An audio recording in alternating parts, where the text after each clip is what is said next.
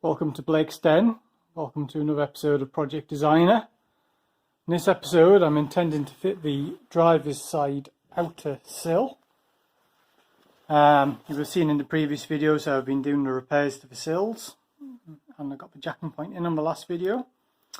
Before I put the outer sill on, there's a bit of work I need to do. One, I want to rust proof all of the inner sill, and secondly, the edge here. So this is where the outer sill welds onto. I don't know if you can quite see it, but you can just see there. There's like a bit of a double skin. That's from when I cut the original old sill off. I didn't go right up against the step. That all needs to be really good, clean metal before I weld the outer sill on. As you can see, it's quite patchy in places. It's got some paint on it as well. So all that needs cleaning up. So I'm going to tack that with the wire wheel and the flap disc on the grinder. Yeah, get that all ready for a nice clean weld.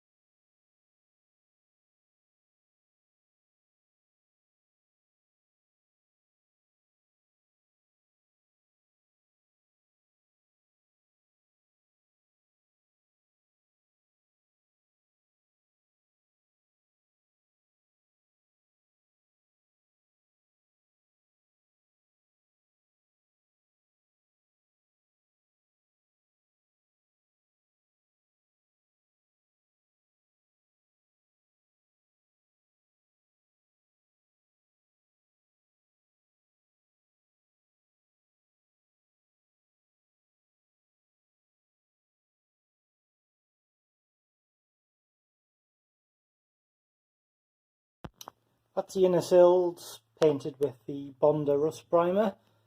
Looks so much better once you get a bit of paint on. That inner sills had 2 coats.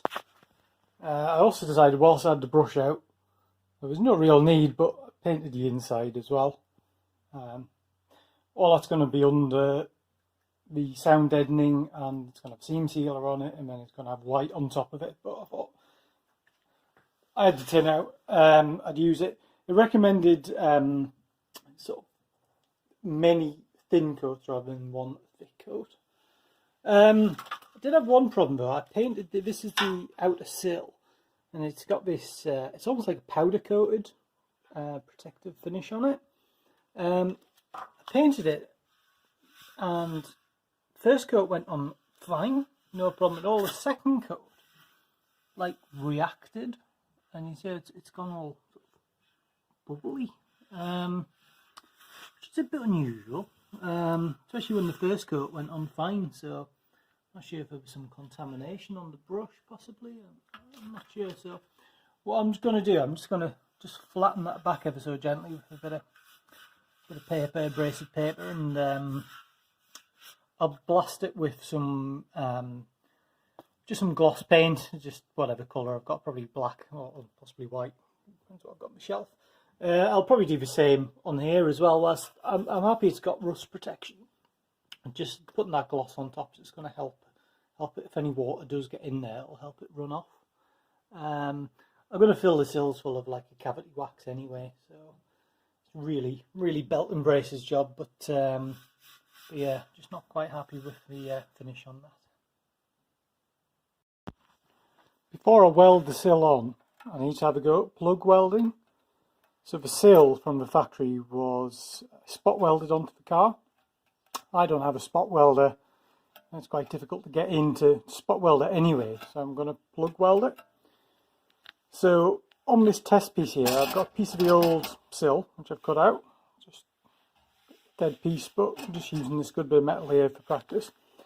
I've got some 0.8mm steel, which is the same thickness as the sill. I've drilled 3 6mm holes in it, and those holes are 25mm apart. and that's sort of respective of what I'm going to be doing on the car. I've deburred the holes and I'll put a G-clamp on just to hold it flat. And the idea is I will then weld inside that hole, sort of fill that hole full of weld, and hopefully that should then attach this plate to the old bit of sill behind. When I've done that, I'm then going to take a chisel to it and see whether I can actually hammer it off, see how good the weld is. Also as well, I can look on the back of this sill piece and see what the penetration of the weld is. I've got another little piece as well I'm going to try, so I've got 6 to do in total. Yeah, give them a go, see how it is, and then yeah, have a go at putting the sill on the car. Well, that wasn't too bad really. It's a case of starting the weld and then going around in a circle to fill the hole. So they don't look too bad for a first attempt. I think that one there I stopped a little bit short, didn't complete the circle. That one there I did blow a hole, so I filled it in again. Looking on the back, yeah, it looks like full penetration. Those two don't look as much penetration, but yeah, let's try brain it with a chisel and see if I can pop that off. Well, after a good bash with the chisel, they are still attached. Yeah, they didn't feel like they wanted to come off at all, so which was good. So I think that's a bit of a success. I think it's going to be infinitely harder doing it on the car, doing it upside down. But yeah, you just got to give it a go. Looking at the sill, this is the left-hand sill.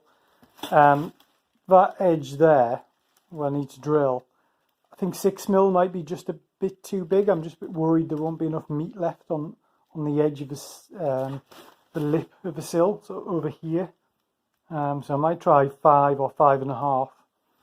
See how it goes. I also need to drill along this edge here as well, so I can do spot welds to get it on the floor of the car. Next step is to start to drill all the holes to enable the plug welding of the sill to take place. I've marked these all out. What I've done was I sort of worked out where I wanted my start hole, both ends, measured the distance between that, then divided that by a hole number to get the spacing. It's actually about 25mm, so about 1 inch, which is what it should be.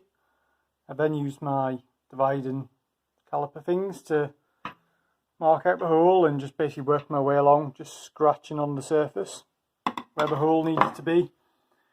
Then using the centre punched all the holes ready for drilling. You haven't got a stamp. Sometimes you can stamp them out or like punch them out. I haven't got that, so I'm just going to drill them. When I drill it, I don't want too much deformation at that edge, so I'm going to clamp it against a piece of wood. Similarly on the sort of the edge nearest the centre of the car, no stamps on there because they're like the ventilation, but I've gone all the way along here. I have just come across a little issue though when I was checking for how this fits around the jacking point. So if you remember, I mentioned previously that I'd accidentally bought too many jacking points. I bought a non-genuine jacking point and a genuine jacking point. Well, when you have the non-genuine jacking point and you have the genuine mini jack, that slides in there like that.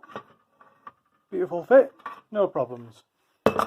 When you look at this one, get it the right way around. Basically, it doesn't fit. There you go. Put that there so it doesn't slide away.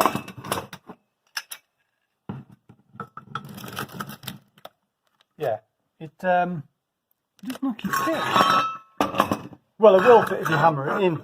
I mean, looking at the two panels side by side, on the pattern part, which is the bottom one, the hole does look to be slightly larger. I'm not too worried about it, but I might bear that in mind when I do the passenger side. As I've said numerous times, I never use these jacks. Always jack it up from the subframe using a trolley jack or bottle jack. Right, next step, drill these holes out, about 100 or so holes to go.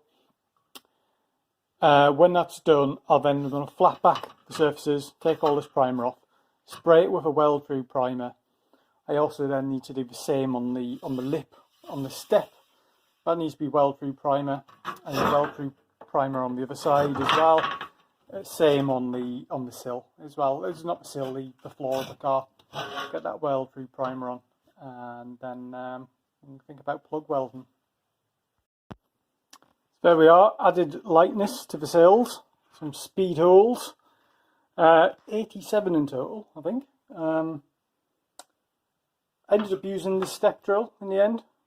Much faster than using a conventional drill bit, and it sort of deburrs on one side. Same time, that only goes up to, it's 4 and 6 mil on the first step, so end up going 6 mil. Looks about right. A little bit worried about some of the hole to edge dimensions on some of them, so I have to be very careful when I weld it. I think I'll probably start welding the first one, jump along a bit so I don't put too much heat in any one place at one time. I've deburred the holes front and back. Thinking about it, it was a complete waste of time putting paint on, because I then need to take the paint off this edge and off this edge and put the weld through primer on. So I have to take the grinder to this anyway to clean it all up. So lesson learned for next time. But yeah, let's get the paint on. Let's get it fitted, and then yeah, get it welded on. So that's the sill all cleaned up with the zinc primer on it. Weld through primer. Also got it on the other faces, so I've got some, you probably can't really tell, but on that lip there, then also on the floor pan. So now I'll get this clamped into position, get it all set up using as many clamps as I've got, and start tacking it into position, and then once I'm happy, weld it properly. The first few tacks are on.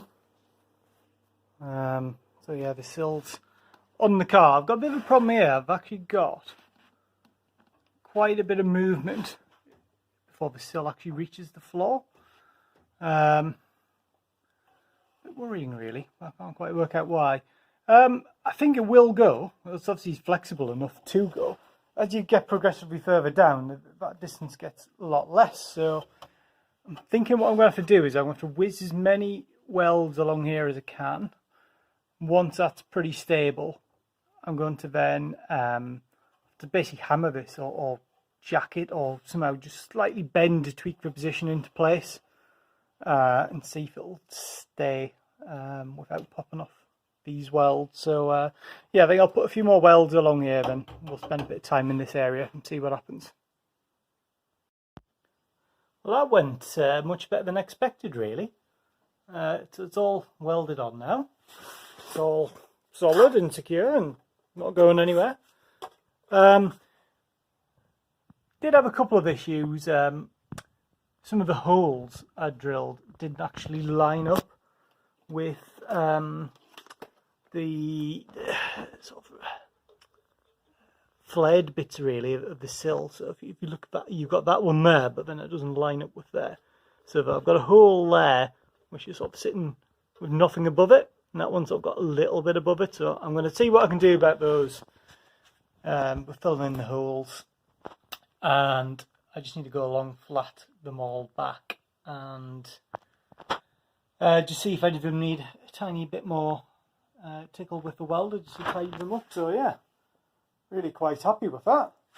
Just as well really, because when I finish welding,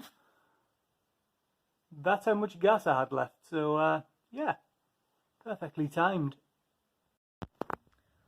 I've gone over with the flat disc on the grinder just to flat off those welds, and I'm really happy with how they've worked out. The ones where the flutes didn't align, I just put a bit of aluminium behind, filled the hole with weld, and obviously the aluminium then falls out. So yeah, I'm just really happy with it. I haven't gone too crazy grinding them back. It's a sill of a car, so obviously you don't really see it. It's going to have under seal on. Plus, read different stories about MOT testers. Some of them will like to see the welding and check that it's the original spec. So yeah, I haven't gone too crazy. But yeah, really happy with that. I think I'll blast some primer on it just to protect it, and then I think we'll be done. Obviously I've still got a closure plate to go on that side.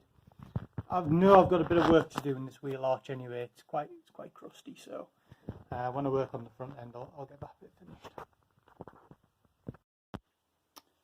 Split some grey etch primer on that just to protect the bits where I had the grinder on, flashing back for the welds. So yeah, really happy with that. I think it looks good. So next job, probably do the same again on the other side. Still think that's my plan, get the body structurally sound, then I can start tackle things like the engine and the drivetrain and the suspension and the boot and the rear subframe. So yeah, well, stay tuned to Project Designer for more videos. Hopefully I'll get some more work done on this soon. It's been quite difficult with a few other projects, but yeah, don't forget to stay tuned. Don't forget to like and subscribe and follow us on Instagram.